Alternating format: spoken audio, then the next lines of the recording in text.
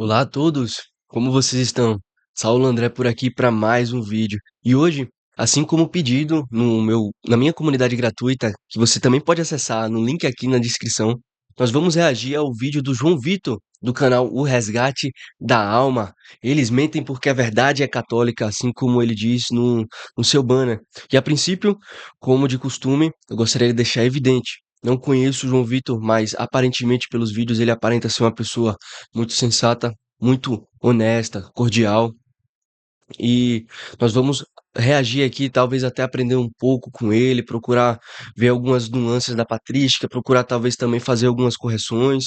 E vamos embora em busca da verdade, né? A verdade, somente a verdade, nada além da verdade. Correto? E antes que eu possa iniciar a reação, eu gostaria de saudar o meu formidável, ilustríssimo amigo Matheus Fujita. Matheus Fujita, eu tinha prometido Fujita que ia saudar você nesse próximo vídeo e eu tô saudando. Então, agora eu proponho um desafio para você saudar o pessoal aqui embaixo na descrição, botar um comentário e ainda recomendar o meu canal, o canal Saulo André, para as suas redes sociais. Então, o desafio está proposto. Aí você é pegar ou largar, né? Eu cumpri a minha parte, você vai cumprir a sua agora, meu querido.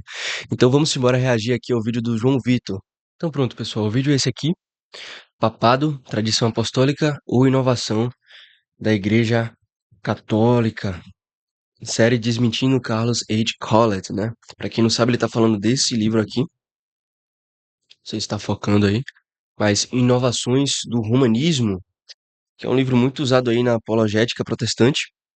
É um livro introdutório, né, para apologética. Ele não tem definições cabais ou não se propõe a ser um livro muito aprofundado, mas é um livro interessante. Vamos ver o que o João Vitor tem aqui para nos dizer neste vídeo. Sejam muito bem-vindos ao canal Resgate da Alma. Meu nome é João Vitor Gonçalves e no vídeo de hoje nós vamos responder uma das principais objeções protestantes com relação à Igreja Católica, que é o papado. Isso mesmo. Será o papado uma invenção, uma inovação da Igreja Romana? Será que ela utilizou disso para exercer poder e controle sobre as pessoas, sobre todas as igrejas? Será que a Igreja de Roma fez isso só e exclusivamente por poder político? Esses são os principais ataques que nós recebemos a respeito do papado. No vídeo de hoje nós vamos responder isso de forma devida, simples e direta. Então, já curte aqui esse vídeo, comenta aqui embaixo, compartilha, não se esqueça de se inscrever, assinar ali, ativar o sininho de notificações para você receber nosso conteúdo sempre em primeira mão. Logo depois da vinheta nós vamos aí trazer a resposta devida a mais este ataque.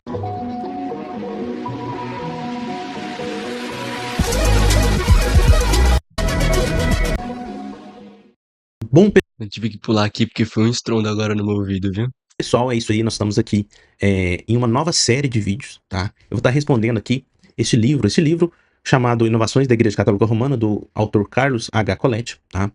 Essa aqui é uma versão que eu tenho da editora João Calvino Publicações em parceria com a editora Fiel, tá? Esse livro tem sido utilizado por vários apologetas protestantes como se fosse, assim, o suprassumo, como se fosse o melhor material apologético protestante que tem no mercado, mas a gente vê aqui que tudo que foi utilizado aí pelo Carlos Collet, todos os argumentos dele são argumentos assim pueris, infantis até, e talvez até desonestos, a gente vai. É assim, é complicado quem fala que isso aqui é um material extremamente cabalístico, né? Poxa, tem pouquíssimas páginas, né? Você tem muitos anos aí de tradição católica romana. Eu não falo nos conceitos humanistas de que tem 2000 anos, não acredito nisso, mas de toda forma a Igreja Católica tem um tempo muito vasto. Então, eu acho complicado refutar tudo num livro de tão poucas páginas, né? Mas, pelo que eu li já desse livro, ele procura dar uma introdução muito boa até, tá? Ele traz alguns argumentos muito pertinentes. Então, como ele vai se propor aqui, por exemplo, no título do vídeo diz, Desmentindo Carlos H. Collett, eu gostaria até de ver se ele vai ser honesto com relação também ao conteúdo que ele traz nesse capítulo 1, né, que é exatamente a supremacia do Papa. Vamos ver se ele vai ser honesto com o Collett também. Vai poder concluir isso aqui no vídeo de hoje, tá? Ele trata aqui várias supostas inovações da Igreja Católica, né? Primeira é a supremacia do Papa, mas ele fala também do cânon das Escrituras, da interpretação das Escrituras, transubstanciação, invocação dos santos, culto das imagens, né? Purgatório, penitência, indulgência, tradição, Imaculada Conceição e infalibilidade do Papa, tá? São estas aqui doutrinas que, de acordo com Carlos Colette e a maioria dos protestantes, são inovações da Igreja Católica Romana, e nós vamos responder isso devidamente aqui com fatos, história e as devidas citações, tá bom? Carlos Colette, nessa obra, Excelente, é importante ele destacar as devidas citações. Por quê? Porque eu acredito que ele está lidando aí com textos patrísticos, né? Então, é importante. Eu vou esperar aqui que ele traga devidas contextualizações também para esses textos patrísticos, né? Porque não só basta trazer citações, é muitas contextualizações. E isso, o meu amigo João Vitor aqui, ele deve concordar comigo. Tanto protestantes quanto católicos utilizam a patrística muito erroneamente.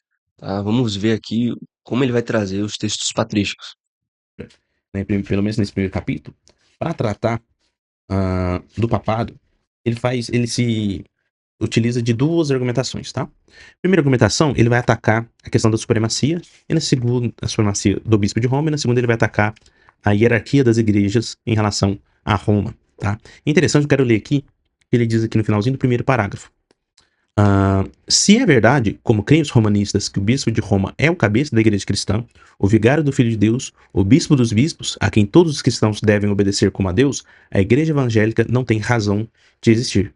E você que é meu amigo evangélico, meu amigo protestante que está assistindo esse vídeo, se nós chegarmos à conclusão de que o bispo de Roma é a cabeça da igreja cristã, se a gente encontrar vestígios disso na história, eu quero te convidar a estudar mais a fundo as doutrinas da igreja católica e perceber que nós estamos com a verdade. Pronto, essa abordagem aqui que ele trouxe, essa abordagem mais pacífica, é top demais, particularmente. Nem sei se esse é o melhor termo para definir, né? Mas é muitíssimo interessante, tá? É muito diferente de outros apologetas católicos que tem por aí, apologetas protestantes também, que tendem a ter uma linguagem muito agressiva desnecessariamente, é muito desnecessário. Então, olha, ele disse aqui uma verdade, tá? E eu assumo essa verdade para mim também. Se eu também acredito que a supremacia papal é o ponto principal de divergência entre os protestantes e os católicos, eu também afirmo aqui. Se, através das escrituras e da patrística, eu conseguir ser provado esse, talvez essa supremacia papal de Roma, e com isso eu também não coloco a patrística como estudiosos patrísticos colocam como 750 depois de Cristo, colocam um pouco menor esse tempo, talvez até ali no século VI, por exemplo, final do século VI. Eu diria assim, não, eu me tornarei católico também, né? Me tornarei católico. Então, talvez eu seja convencido a me tornar católico aqui hoje. Tá bom? O primeiro argumento dele, assim, que eu acho fraquíssimo, tá relacionado ao título, tá? Vou projetar aqui na tela para vocês a citação dele. Tá escrito assim, ó: desafiamos que se nos prove que houvesse sido dado algum desses títulos exclusivamente ao bispo de Roma, desde o primeiro papa até Gregório I, inclusive, isto é, em um período de mais de 500 anos. Os padres primitivos não se teriam prestado facilmente a dar ao bispo de Roma os títulos de príncipe dos sacerdotes e sumo sacerdote, que somente pertencem a Cristo. Nunca as escrituras pensaram em aplicar exclusivamente a esse título qualquer bispo. Todo o povo de Deus é chamado nas escrituras a um sacerdócio real. Na época em que os títulos de sumo sacerdote esteve em uso, era aplicada igualmente a todos os bispos. Temos um caso notável disso mesmo, consignado pelo jesuíta Labi nas atas do concílio. São as palavras de Anacleto, bispo de Roma, no segundo século, em sua segunda epístola. Abre aspas. Os sumos sacerdotes, isto é, os bispos, devem ser julgados por Deus. Summi sacerdot id est episcopi a Deo judicandi, né? Então, o que Carlos Colette está fazendo aqui? Qual que é o argumento do Carlos Colette? Vou resumir aqui para vocês. Se não tem a palavra papa na história e nos primeiros séculos ou na Bíblia, então o papado não existe. É basicamente isso que ele está dizendo aqui. Se não Opa, João Vitor, não é isso aqui que ele tá dizendo não, tá? Não é isso aqui que ele tá dizendo não. Entre muitas aspas, né? Você fala isso entre muitas aspas. Por quê? Primeiro ponto aqui que ele traz, ele diz: principiaremos pelo assunto de primeira importância, né? A supremacia papal. E aí ele dá uma breve introdução a isso aqui. Você puxou aí um parágrafo. Antes disso tem outro parágrafo, né? Que é: o cardeal Bellarmino diz que a supremacia do Papa é a súmula e essência do cristianismo, de que se trata quando se fala do primado do pontífice, diluei, em poucas palavras, da coisa mais importante do cristianismo, e logo acrescenta, observe aqui, ele utiliza as palavras do cardeal Bellarmino, tá? pode provar-se a supremacia do bispo de Roma por 15 diferentes nomes ou títulos, tais como príncipe dos sacerdotes, sumo sacerdote, vigário de Cristo, bispo universal, e muitos outros que significam a mesma coisa. Então, o que é que o Collett está se propondo a fazer aqui? Ele está dizendo, ó, o cardeal Bellarmino, ele afirma que isso prova-se pelo título que esse Papa, esse Pontífice Romano sempre teve. Então, qual será a nossa primeira função? Será mostrar que esse título nunca foi um senso comum, tá? Que esse pontificado em Roma nunca foi dado como bispo universal, vigário de Cristo, sumo sacerdote, unicamente para o bispo de Roma, tá bom?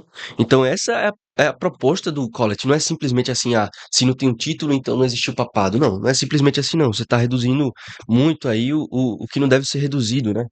Fazer uma análise de texto argumentativo um pouco melhor.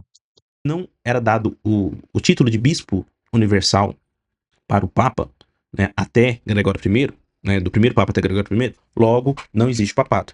Olha para vocês verem o nível de argumentação do Carlos Colletti para rebater e para dizer que o papado é uma inovação, tá? É um argumento, como eu disse para vocês, infantil, né? Por que infantil, João Vitor? Você não está sendo muito, muito agressivo com o Carlos Colletti? Não, na verdade Não diria que é agressivo, não, mas eu diria que injusto, tá? não, né? Porque se nós seguirmos essa, essa mesma lógica, nós não podemos crer em uma trindade, porque a trindade ela foi definida e utilizada esse termo, essa nomenclatura, através dos concílios do século IV. Não, não, não, não. Aí você está fazendo uma comparação um pouco injusta também, né? Essa comparação não tem validade lógica, porque se trata de coisas diferentes, né? Não tem validade lógica. Por quê? Principalmente pelo uso dos dois termos, tá? Você tem de um lado, por exemplo, o bispo universal e do outro a trindade. E eles se provam de duas formas completamente diferentes. Onde trindade, ela serve para denominar um conceito, enquanto bispo universal, ela se refere a um atributo pessoal de alguém, não é? Então, por exemplo, você pega aí inúmeros pais da igreja que já tratavam Jesus, Deus e o Espírito Santo como a mesma substância, né? Justino, por exemplo, era um dos que falava disso. E os próprios católicos, eles aceitam isso como uma verdade, né? Então, isso é uma verdade, isso sempre foi uma verdade. Agora, claro, o termo Trindade foi cunhado um pouco tempo depois, mas o conceito ele já existia sem necessariamente ter um nome, um termo. Isso não se torna isso uma comparação lícita com, por exemplo, o bispo universal. Por quê? Porque se dá a um atributo pessoal, a um agir. Então, para que isso se prove, só pode ser dado de duas formas. Ou você prova a utilização do termo, ou você prova, de fato, este tipo de poder, este tipo de ação. Como no exemplo de um rei. Como você pode provar que um conquistador, por exemplo, Napoleão Bonaparte foi um conquistador? Por 2 fatores, pelo título de conquistador e pelo ato de conquistar, né, que tem inúmeras provas da conquista dele, por exemplo. Então, claro que isso aí a gente não está tratando empiricamente dos fatos, né, mas é só uma analogia que eu estou fazendo. Então, por exemplo, essa comparação ela é completamente imprecisa e injusta, tá? Ela não pode ser feita. Nós não podemos crer, por exemplo, que Jesus Cristo é verdadeiramente homem, verdadeiramente Deus, porque isso foi um título, entre aspas, né? Um título dado a Jesus Cristo através dos concílios do quarto e quinto século, Ele utiliza aí a união hipostática também da mesma forma que utiliza a trindade, mais uma vez não é uma boa comparação não. né? Que é o mesmo período aqui, né, de anos aqui que o Carlos Colette está colocando, um período de mais de 500 anos, né? Então nós não podemos ter, por exemplo, o cânon bíblico do Novo Testamento, porque esse cânon bíblico foi dado como título para as escrituras lá no século IV, no final do século IV. Nós não podemos dizer que as crianças têm pecado original, porque essa doutrina foi desenvolvida por Santo Agostinho, por exemplo. Não, ele tá pegando aí uma série de doutrinas, né? Muito diferentes. Por quê? Porque, por mais que o Bispo Universal também se enquadre ali como uma doutrina, ele é referente a um ato, tá?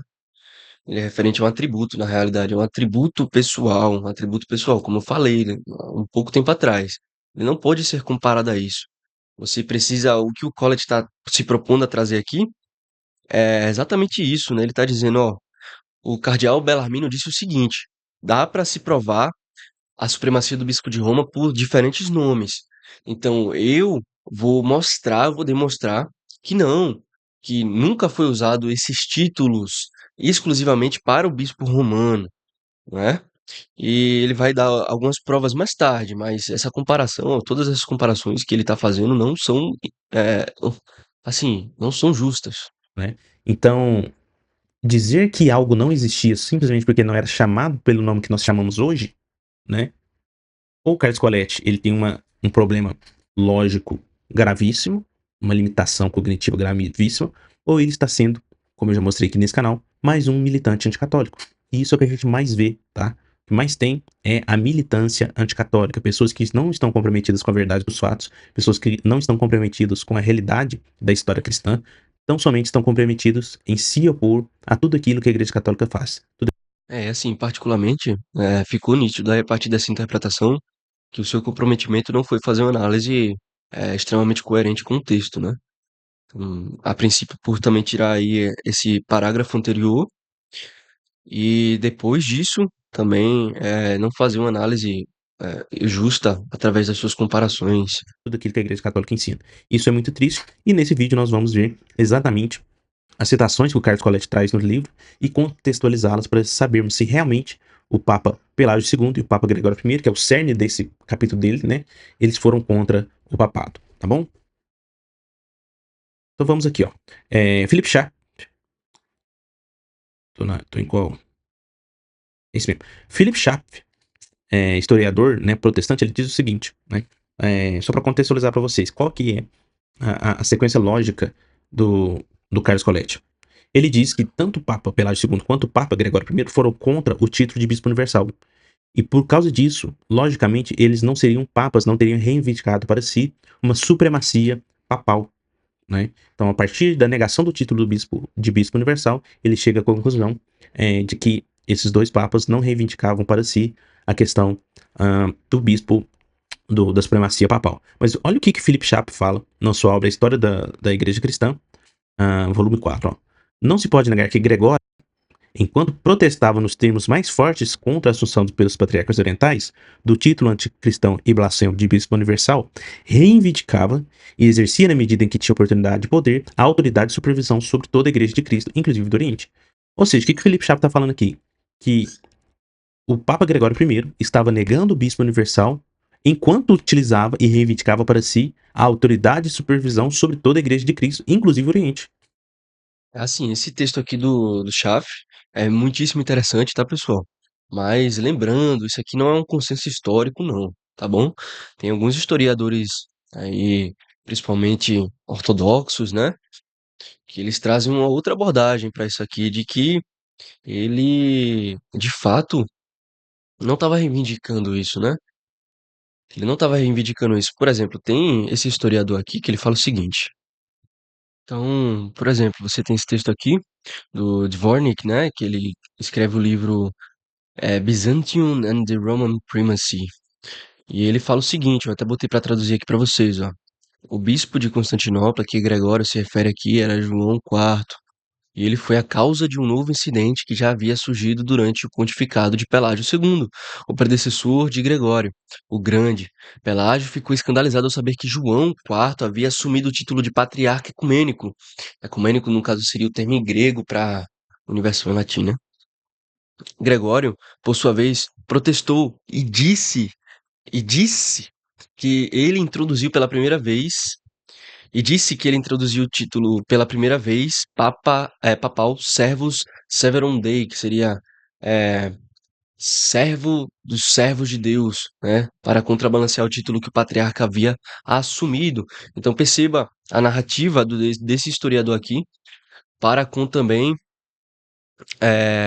essa contrapartida, né? E ele diz muitas outras coisas nesse livro, por exemplo, como uma visão ortodoxa de é, esse título que o João de Constantinopla roga para si, ele não estaria necessariamente vinculado à narrativa católica romana, de, por exemplo, ele está colocando todo mundo aos seus pés, por exemplo. Eu acho que o João Vitor vai falar um pouco disso. Mas esse título seria comum no Oriente, né, para as igrejas orientais, né? Então ele vai dizer isso aqui também, que era um título comum.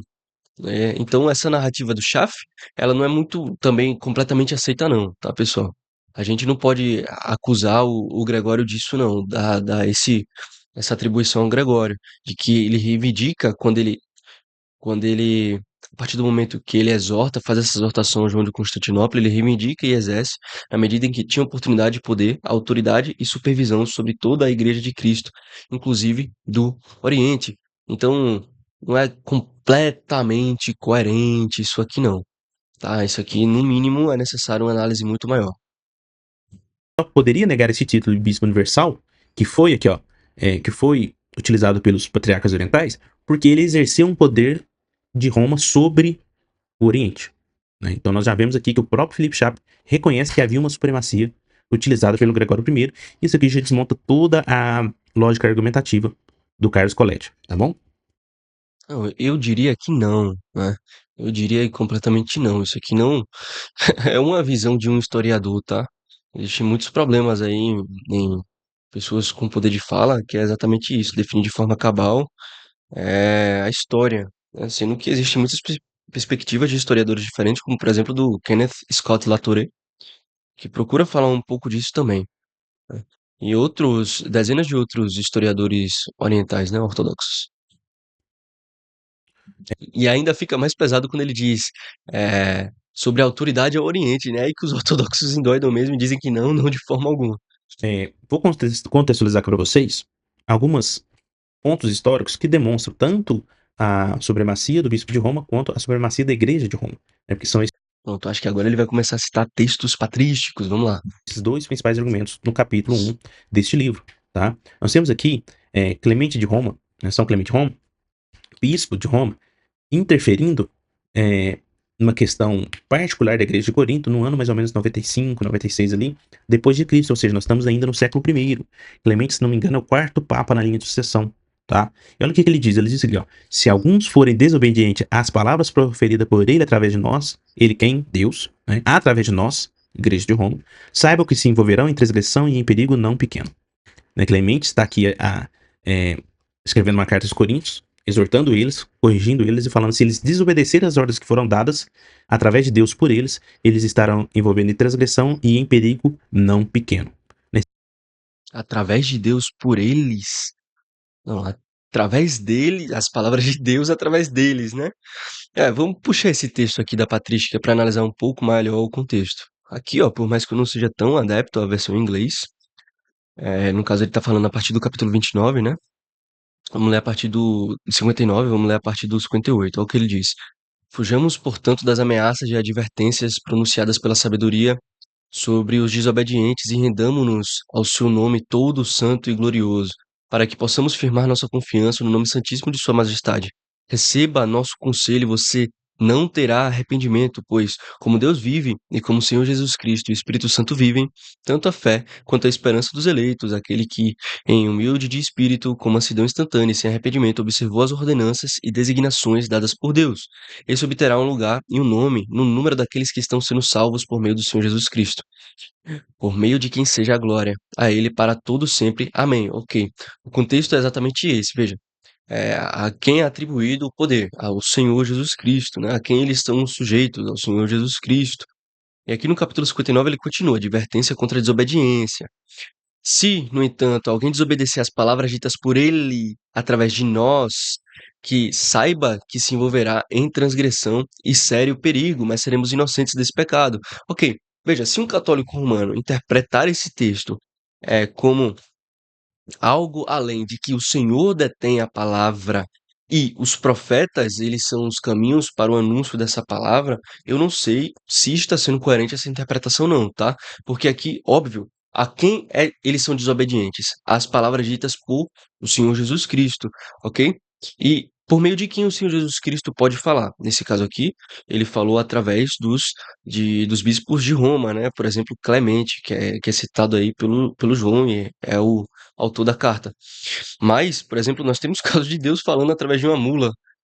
Então, observe, a palavra do Senhor, ela pode ser dita da forma que o Senhor quiser, e isso não traz algo autoritativo para a pessoa que a transmite, mas a autoridade que a pessoa que a transmite, ela só tem essa autoridade, na realidade, porque ela está coerente com a palavra de Deus. Então, como Paulo diz, se vier até um anjo que diga outro evangelho além daquele que nós pregamos, além daquele que é o Cristo, que seja anátema, que seja amaldiçoado, né? Então é exatamente disso que se trata. Não é muito bem assim.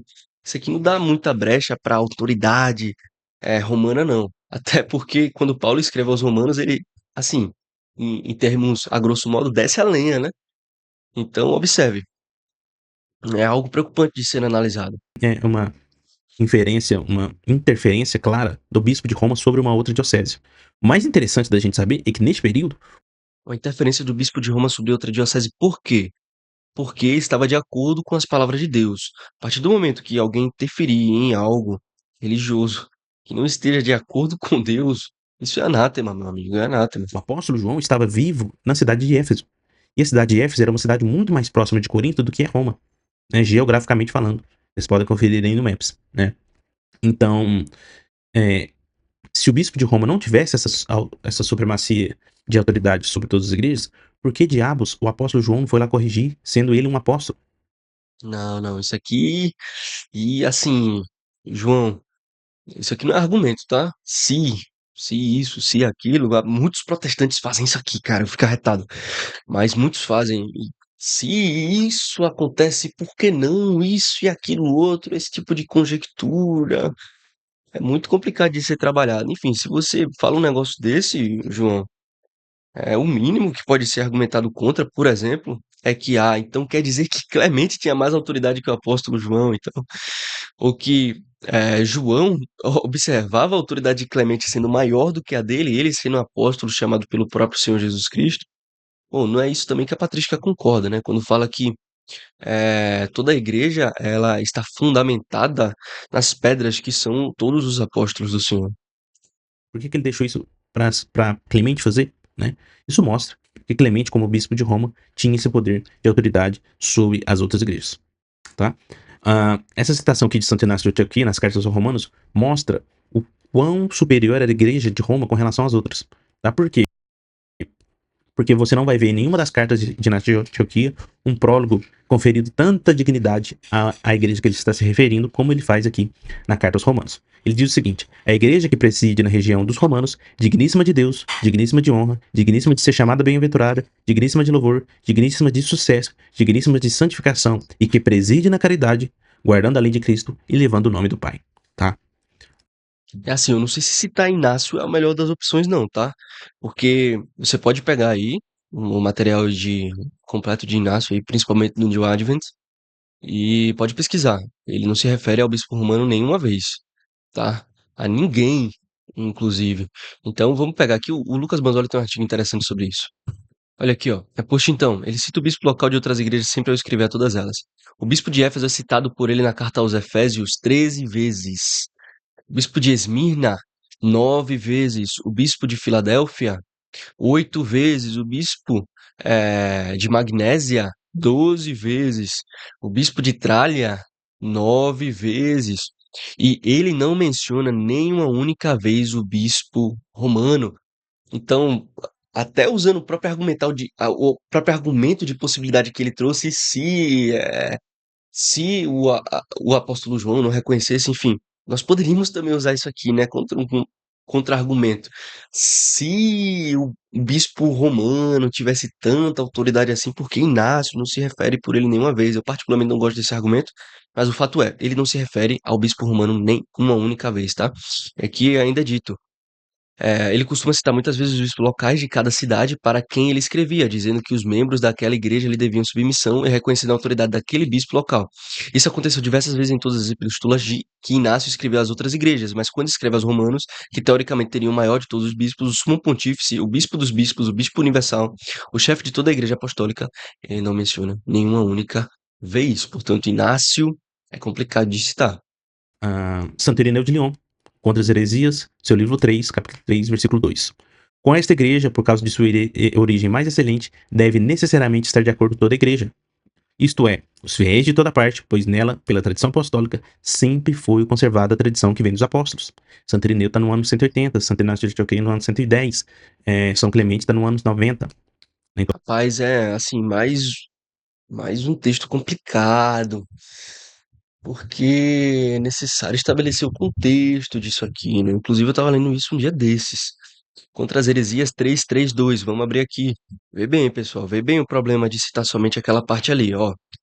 Uma refutação dos hereges a partir do fato de que nas várias igrejas uma sucessão perpétua de bispos foi mantida. Nas várias igrejas, uma sucessão perpétua de bispos foi mantida. Então ele está falando disso. Ele está falando de pessoas que se reuniam isoladamente como hereges, né? Fugindo aí dessa sucessão passada exatamente pelos apóstolos. Então, por exemplo, olha o que ele diz aqui na parte 2. Ele diz: Como, porém, seria muito tedioso em um volume como este contabilizar as sucessões de todas as igrejas, confundimos todos aqueles que, de qualquer maneira, seja por um maldoso prazer próprio, por vaidade ou por cegueira, opinião perversa, se reúnem em reuniões não autorizadas. É o que ele está tratando aqui. Fazemos isso, eu digo, indicando aquela tradição derivada dos apóstolos, da grandíssima, antiquíssima, universalmente conhecida igreja fundada e organizada por Roma, pelos gloriosos apóstolos Pedro e Paulo. Então, observe, isso aqui, esse texto aqui de Irineu, ele está fazendo o quê? Basicamente, ele está dizendo, ó, como citar a sucessão de todas as outras igrejas seria demasiadamente extenso, eu vou citar apenas a da Igreja de Roma, fundada pelos gloriosos apóstolos Pedro e Paulo. Então, vamos ter cuidado com o uso que nós fazemos da patrística, tá bom? então nós estamos trazendo aqui pessoas do primeiro e segundo século, mostrando, né, a supremacia do bispo de Roma e mostrando a supremacia da igreja de Roma. Então nós estamos aqui rebatendo os dois principais argumentos aí do Carlos Coletti. Uma outra coisa Não rebateu, tá? Não rebateu. que o Concílio de Sardes, que aconteceu no século IV, tá? No seu cânone 3, diz o seguinte: se um bispo tiver sido julgado em determinada causa e achar que tem boas razões para pedir revisão do julgamento, se vos parecer bem, honremos a memória do Santíssimo Apóstolo Pedro. Escreva-se, ou por parte daqueles que examinaram o caso, ou dos bispos que residem na própria província vizinha, ao bispo de Roma. E se ele julgar necessária a revisão do julgamento, faça-se a revisão, e que ele designe os juízes. Se, porém, provar que a causa é tal que não deve retomar o que foi tratado, será confirmado o que tiver sido estabelecido. Ou seja, no Concílio de Sárdica, fica claro que, se houver um julgamento e o Tudo bem, o Concílio de Sárdica, né? Mais uma vez, se você utiliza o Concílio de Sárdica para apoiar cabalmente toda a sua crença no Pontífice Romano e na autoridade universal dele, é, é meio complicado. Por quê? Porque não é toda a cúpula religiosa que aceita o Concílio de Sárdica, tá bom? Por exemplo, os ortodoxos não aceitam o Concílio de Sárdica. Aquele autor que eu citei do livro, que ele trata do bizantino e a supremacia de Roma, ele vai tratar sobre isso aqui também, né? Trazendo uma nova perspectiva. Então, Sárdica não é o melhor exemplo, né? Não é o melhor exemplo. Eu conheço católicos assim que nem gostam de citar Sárdica, né? Por causa dessa variabilidade. E tem historiadores também que consideram Sárdica como, por exemplo, um concílio local, não universal. Então é complicado citar Sárdica, tá bom? É complicado. bispo que foi julgado achar que tem boas Assim, longe de mim também denegrir completamente, né? Mas eu tô dizendo só a complicação que é trazer isso aqui. razões para pedir revisão, aonde que vai ser feita essa revisão e por quem? Isso é como prova cabal. Vai ser feita na Igreja de Roma pelo Bispo de Roma. E se o Bispo de Roma julgar necessária a revisão, vai ter revisão. Se ele não julgar necessário, não vai ter revisão. Pronto, e acabou. Tá? Papa Júlio I, tá? No cânone 3, Exatamente, Papa Júlio I. Ele bebe do concílio de Sárdica, nessa citação aí, não é? Eu acho que ele é exatamente a mesma citação. Então é fruto aí exatamente da influência de Sárdica já, né? Então torna-se complicado, torna-se complicado. também. Ele diz: se todo, como diz, houve uma certa falta em relação a eles, o juízo devia acontecer segundo o cano eclesiástico e não deste modo. Devia haver-se escrito a todos nós, para que fosse assim estabelecido por todos o que é justo. Por acaso ignorais que o costume era este? Que se escreva primeiro a nós e daí venha a ser estabelecido o que é justo? Se, portanto, se suspeitava alguma coisa do gênero a respeito do bispo de lá, devia haver-se escrito a igreja daqui, né? Ou seja, a igreja de Roma. Exatamente. Então você vê aí que, de fato, é, Veja, pessoal, os historiadores, os protestantes, eles não acusam a Igreja de Roma de não ter supremacia alguma, tá? Eles têm ali, de fato, um empoderamento muito grande naquilo que corresponde à sua jurisdição. O problema se dá na universalidade, que é inclusive o argumento do Collet, né? Ele diz se esse título foi de fato atribuído ao pontífice romano alguma vez, universalidade, ou seja, todas as igrejas do mundo estão sujeitas a esta igreja em específico. Então, existe prova disso em Antioquia, essa submissão? Cipriano, ele se submeteu ao Papa. Cipriano foi chamado de Papa, inclusive, né? Então, aí fica complicado de ver isso em específico quando a gente olha para outros casos, né? Esse é o ponto que há a maior divergência. Essa universalidade, ela se diz respeito somente à jurisdição romana, né, uma jurisdição geográfica, ou ao mundo todo? Olha pra você ver, Papa João I tá falando de um costume antigo, ele tá no ano 300 falando de um costume antigo, de que primeiro devia se escrever a Igreja de Roma para que ela vinha estabelecer ou não se era justo ou não as decisões tomadas, né? Isso não me parece que exista uma não hierarquia, né? Isso aqui é bem parecido com uma supremacia do bispo de Roma, tá certo? Daquilo que corresponde à sua jurisdição, né?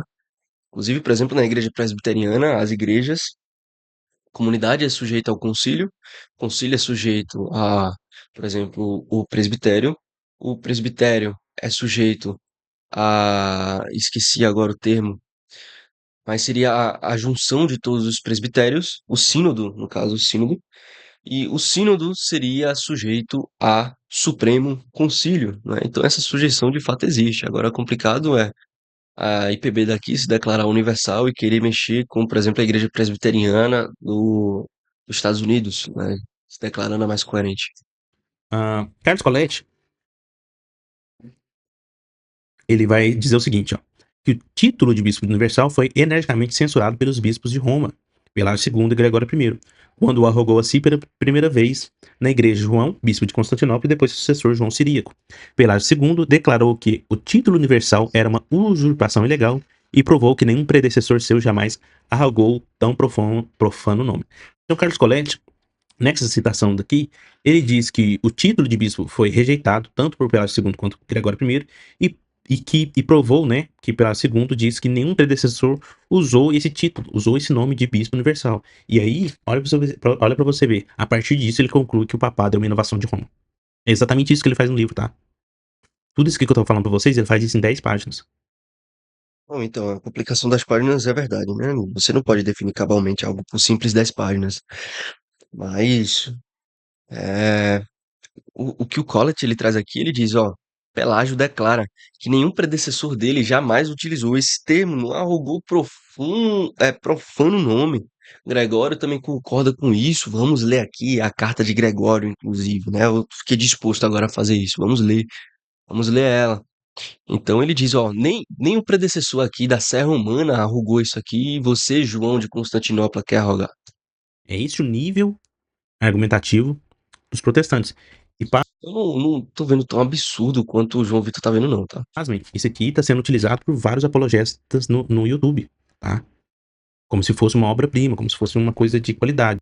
Esse argumento dele tá sendo mais retórico, né? Do que necessariamente um argumento. O que ele diz aqui, ó? Ele traz uma citação de Pelágio II, tá? Essa é a citação que está no livro. Não façais caso, diz ele, do título universal, que João tão ilegalmente usurpou. Nenhum dos patriarcas jamais usou vocábulo tão profano. Podeis calcular, queridíssimos irmãos, quais os resultados que daí podem provir, quando entre os mesmos sacerdotes se manifestam tão perversos princípios? Porque não está longe de quem se disse. Ele mesmo é rei sobre todos os filhos da soberba. Então, essa é a citação que o Carlos Colette coloca no livro. Só que eu não expliquei, né? Vou explicar para vocês. Pelágio II era bispo em Roma. O João era bispo em Constantinopla. João fez um concílio regional. Ele rogou para si, né, junto com esses outros bispos, o título de bispo universal. E ele dizia que ele era o único bispo com poder episcopal, que todos os outros chamados bispos nada mais eram do que representantes do poder que ele tinha, né? Então, o título de bispo universal utilizado por João, bispo de Constantinopla, se aproximava muito mais ao autoritarismo monárquico do que ao formato do papado, né?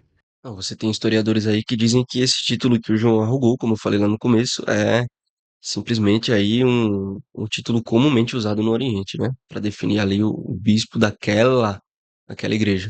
Como realmente era exercido na época de Pelágio II. Então foi contra isso que Pelágio II e Gregório I lutaram, né? Contra essa usurpação tanto do título de bispo universal, mas com do poder de bispo universal, tá? Ah, e essa citação que Carlos Colette coloca no livro dele, né? Mas nós eu falo assim, é, nós tivemos acesso à obra, a esta carta aqui de Pelágio II, graças ao Peter Martins, do canal Cooperadores, que encontrou essa carta, né? E a gente tá podendo ler aqui pra vocês essa carta na íntegra.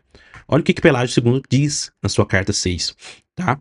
É, ele diz o seguinte: não deem atenção ao título de universal que ele usurpou indevidamente, falando do bispo de Constantinopla, e não atendam a seus convites para sínodos que não tenham sido convocados com a autoridade da Sé Apostólica, se quiserem permanecer em comunhão com a Sé Apostólica e os demais bispos.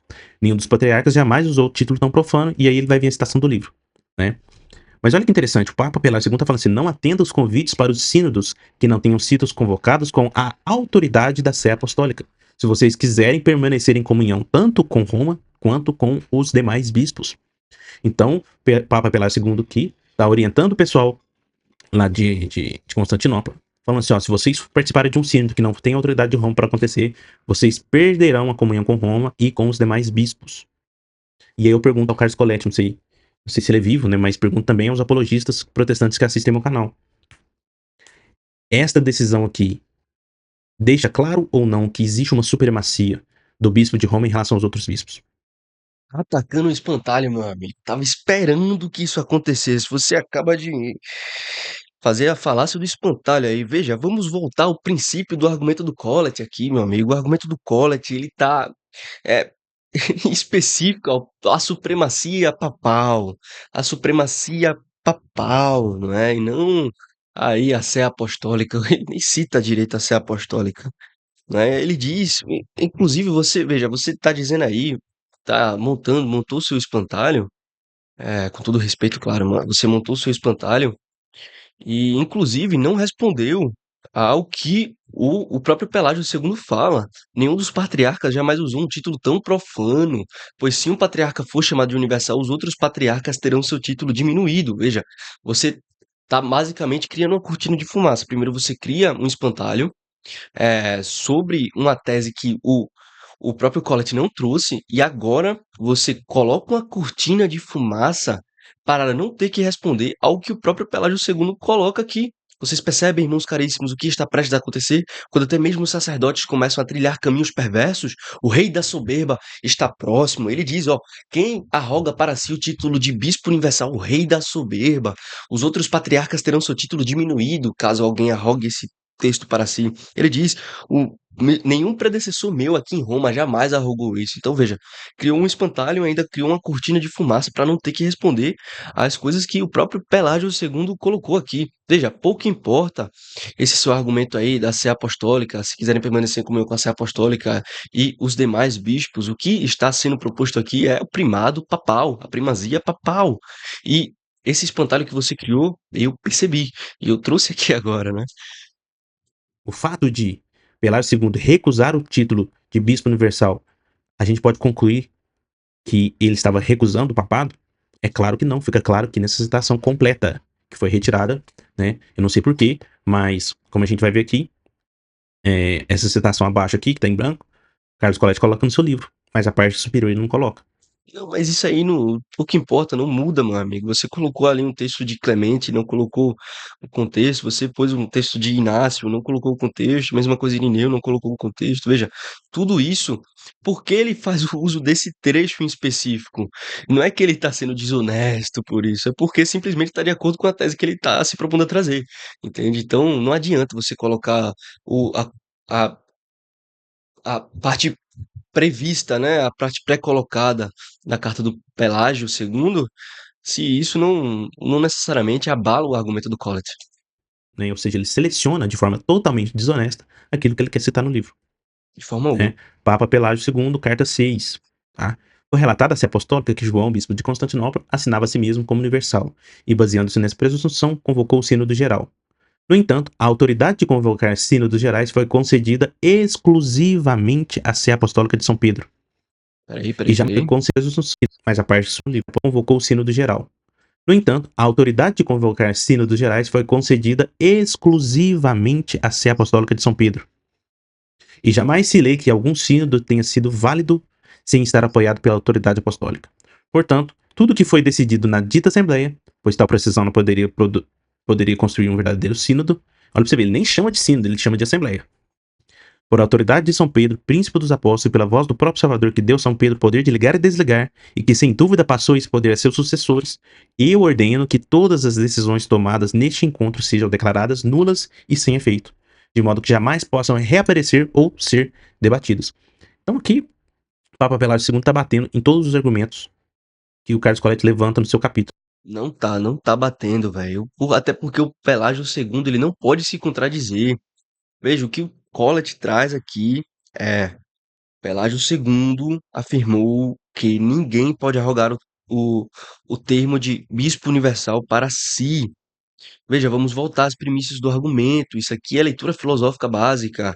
Ele começa citando o cardeal Bellarmino, dizendo que prova-se, o pontífice romano se prova-se a supremacia dele. Vou até ler aqui por 15 diferentes nomes ou títulos, e depois o Collet argumenta: desafiamos a que se nos prove que houvesse sido dado algum desses títulos exclusivamente ao bispo de Roma, exclusivamente ao bispo de Roma. É isso que você está trazendo aqui, da Sé Romana, se você tá, a autoridade de São Pedro, tudo isso. Poxa, muito bacana, mas não é relevante para o debate, não é relevante para simplesmente refutar o Collet, tá bom? É a criação de espantalho, é cortina de fumaça. Então, vamos nos deter à essência da argumentação aqui. Né, a autoridade de convocar os sínodos gerais foi concedida exclusivamente à Sé Apostólica, ou seja, a Sé de Roma, a Igreja de Roma é superior às demais. E aqui ele fala da autoridade de Pedro, né, príncipe dos apóstolos, que foi concedido pelo próprio Salvador, que deu poder a Pedro de ligar e desligar, que sem dúvida passou esse poder aos seus sucessores, ou seja, ele reconhece a primazia de Mas Pedro sobre os demais tá bom aqui, eu vou pular essa parte aqui. e ordena, sem efeito. O Papa Pelágio II anulou um sínodo convocado por outro bispo. Com qual autoridade? Com a autoridade concedida a Pedro pelo próprio Salvador.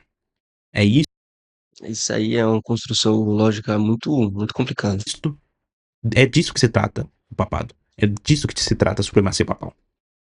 Tá bom? Olha como que gracinha, né? O Carlos Colette referencia. Olha o que ele referencia sobre Gregório I. Meu consacerdote João pretende ser chamado bispo universal. Isso obriga-me a exclamar: ó tempos, ó costumes. Os sacerdotes pretendem para si títulos de vaidade e gloriam com nomes novos e profanos. Acaso defendo eu isso na minha própria causa? Acaso vingo eu minha própria injúria, ou melhor, a do onipotente Deus de toda a Igreja Universal? Repilam os cristãos esse nome de blasfêmia que rouba a honra de todos os sacerdotes, a qual um só loucamente arroga para si. Então, então Carlos Colette ele vai pegar essa citação. Vai pegar essa outra citação aqui, ó. Nenhum de meus predecessores consentiu em usar tão profano título. Vai trazer essa outra citação aqui, ó. Que responderás a Cristo, cabeça da Igreja Universal, no exame do último juízo? Tu que pretendes assenhorar-te de todos os seus membros usando o título de universal? Em verdade, eu digo confiadamente que qualquer que a si mesmo se chama sacerdote universal, ou deseja assim ser chamado, precede o anticristo em seu orgulho, né? Então, ele traz essas três citações aqui do Gregório I, tiradas de contexto, e conclui Não tá tirada de contexto, tá? Não tá. que Gregório I não era papa, que não existia papa, não existia essa história de supremacia do bispo de Roma. É essa argumentação porca que o Carlos Colette faz e que os apologistas protestantes utilizam também contra o papado de Roma. Vamos às citações Epístola 537?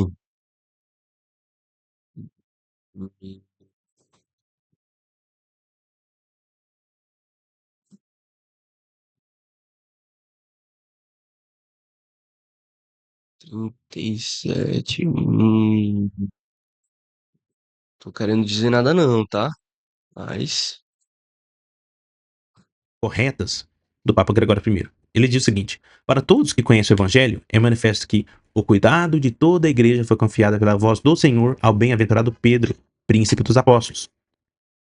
Pois a ele é dito: Pedro, tu me amas? Apacenta as minhas ovelhas. A ele é dito: eis que Satanás desejou se peneirar-te como trigo, mas eu roguei por ti para que tua fé não desfaleça. E tu, uma vez convertido, confirma teus irmãos na fé. Aí ele é dito: Tu és Pedro, e sobre esta pedra edificarei minha igreja, e as portas do inferno não prevalecerão contra ela. E eu te darei as chaves do reino dos céus, e tudo que ligares na terra será desligado no céu, e tudo que desligares na terra será desligado no céu. Eis que ele recebeu as chaves do reino dos céus, o poder de ligar e desligar foi lhe dado, o cuidado de toda a igreja foi confiado, e também a primazia.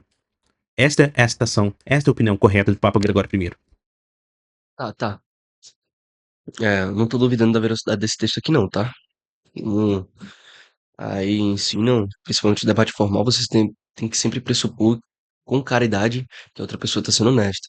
Mas é complicado, porque as próprias cartas, por exemplo, as próprias epístolas do São Gregório, né? São Gregório Magno, são variam muito, né, a quantidade delas.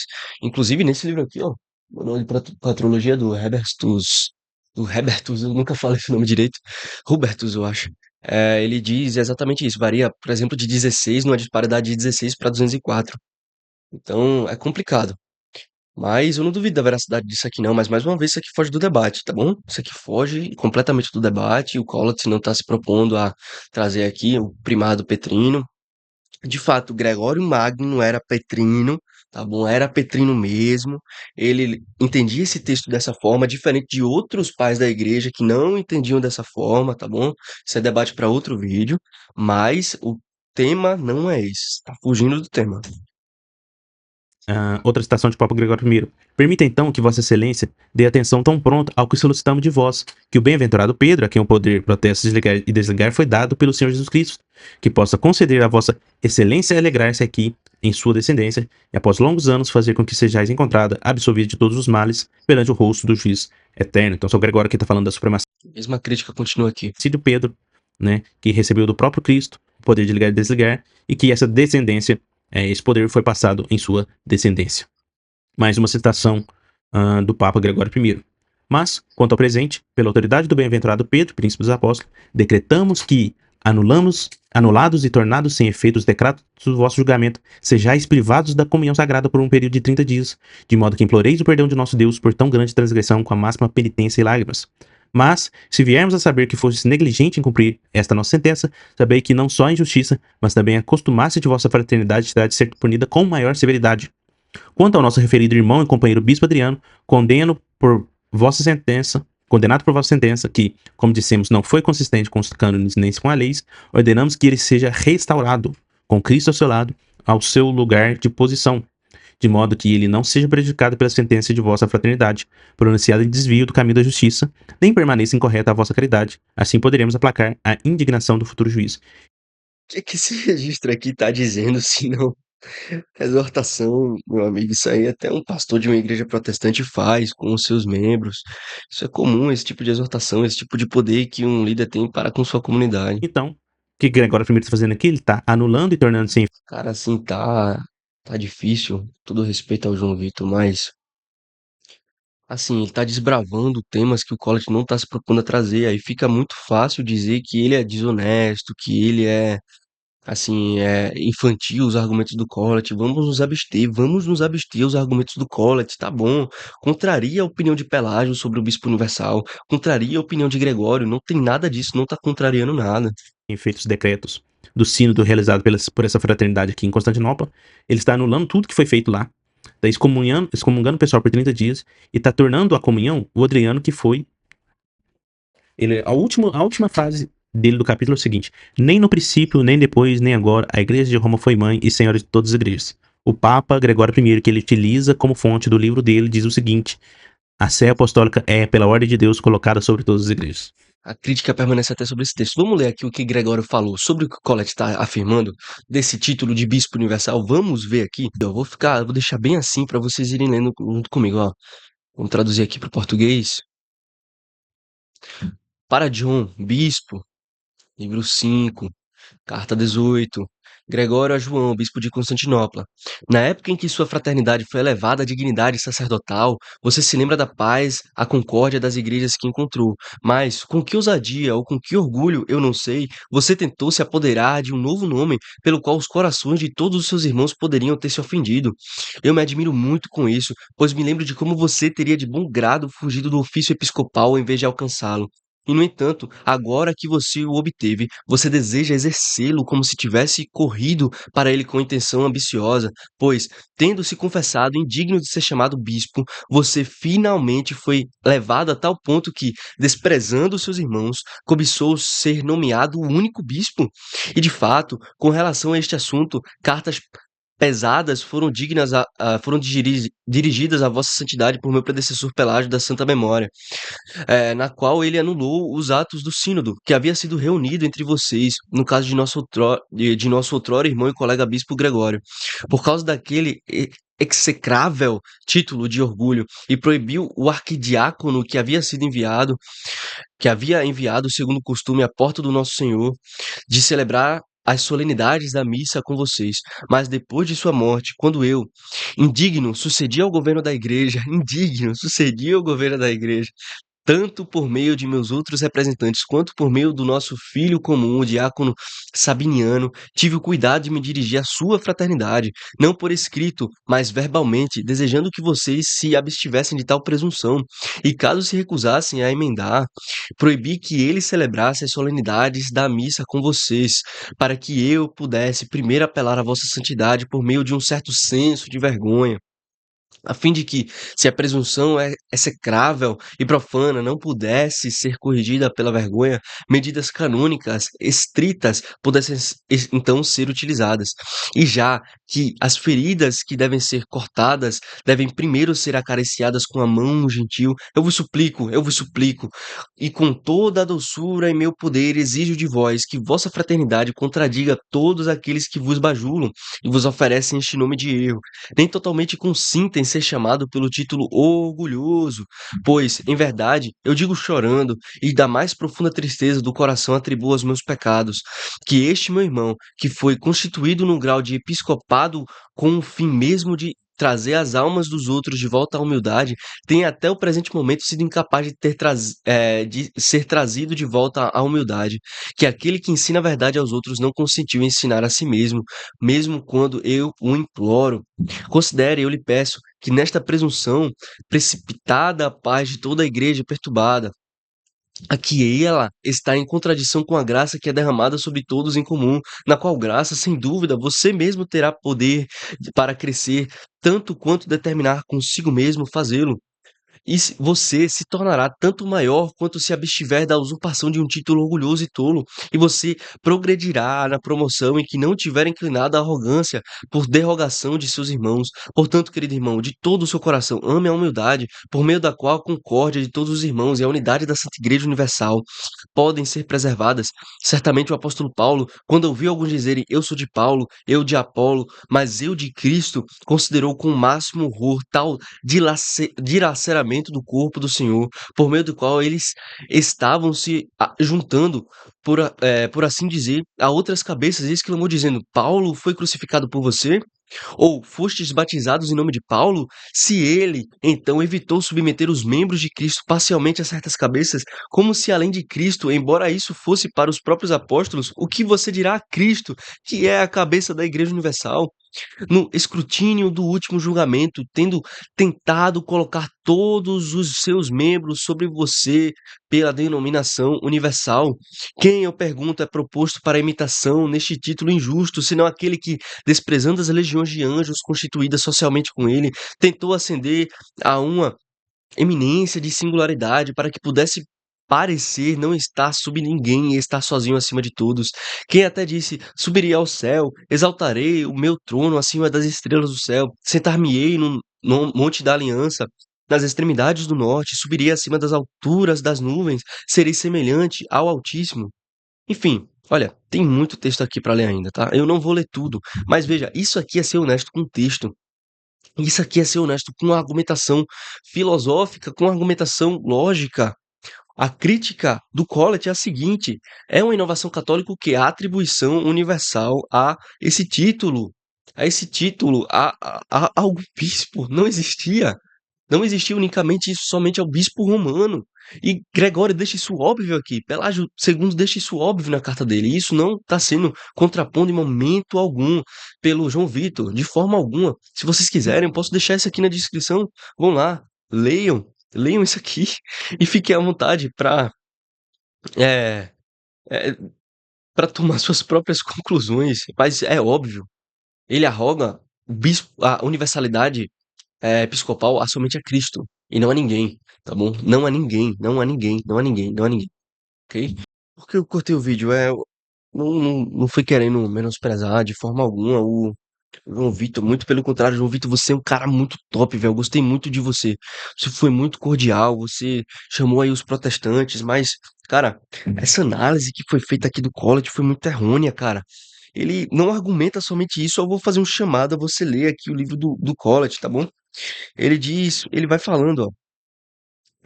Esse título, pois, nem dado nem tomado pelo bispo de Roma, pelo menos até o ano de 601, foi apesar das citações que deixamos apontadas assumido pelo sucessor de Gregório, Bonifácio III. Veja o que Simão Vigório, ele diz: quando os padres do Ocidente chamam aos pontífices romanos bispos da Igreja Universal, procedem segundo o costume daquela igreja e não porque entendam que haja bispos universais no mundo, senão simplesmente no sentido em que esta mesma denominação se dá aos bispos de Constantinopla, Alexandria, Antioquia e Jerusalém, ou como universais da igreja que estão sob seu poder, ou porque são os que presidem aos concílios ecumênicos de toda igreja. Veja, ele destrincha muito mais aqui a argumentação dele, muito mais aqui a qualquer coisa. Ele vai citando, por exemplo, eh, eh, eu eu posso botar esse texto aqui para vocês. Enfim, é isso, pessoal, é isso. Ele vai destrinchando muito aqui, tá? Em resumo, o que eu achei desse vídeo do João Vitor, eu achei, poxa, começou melhor do que terminou. Começou melhor do que terminou. Eu não vou chamar o João Vitor de desonesto, longe de mim fazer isso, falsificador, descontextualizador, não vou chamar nada disso, não, não, não, não, de forma alguma, mas eu vou fazer um chamado da mesma forma. Pessoal, protestantes, católicos, vamos ser honestos com as coisas. Vamos ver aí, realizar um estudo, isso aqui, ó, é importante. Órgão aristotélico, é, a nova lógica luliana, hum, que eu não entendo nada, inclusive. Mas já é uma iniciativa bacana. Mas veja, tratem a tese conforme ela deve ser tratada. O João Vitor mudou muito de assunto. E eu tento o máximo possível ser cordial, mas fica complicado quando não há o devido tratamento. Então, eu gravei esse vídeo aqui para poder satisfazer aí um pedido de um amigo na comunidade. Então, vai ficar por isso mesmo, né? Eu agradeço vocês o vídeo. Agradeço vocês a presença até aqui agora. Agradeço vocês. Agradeceria se você comentasse aqui, expressasse sua opinião. Ficarei feliz em responder todos vocês nos comentários. E é isso, pessoal. Entrem aqui na comunidade gratuita. Entrem em contato comigo. Vocês têm acesso aí ao meu número pessoal através da comunidade gratuita. Fiquem à vontade, tá bom? E é isso. Vamos aí continuar em busca da verdade, somente a verdade e nada além dela. Beleza? Tamo junto. Deus abençoe a vida de vocês. Até a próxima.